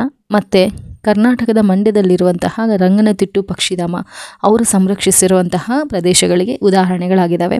ಇವರಿಗೆ 1976ರಲ್ಲಿ ಪದ್ಮವಿಭೂಷಣ ಪ್ರಶಸ್ತಿಯನ್ನು ನೀಡಿ ಗೌರವಿಸಲಾಗಿದೆ. ಓಕೆ, ಸೊ ಇದಿಷ್ಟು ಇನ್ಫಾರ್ಮೇಷನ್ನು ನಮ್ಮ ಸೆಕೆಂಡ್ ಚಾಪ್ಟರಲ್ಲಿ ಇರುವಂಥದ್ದು.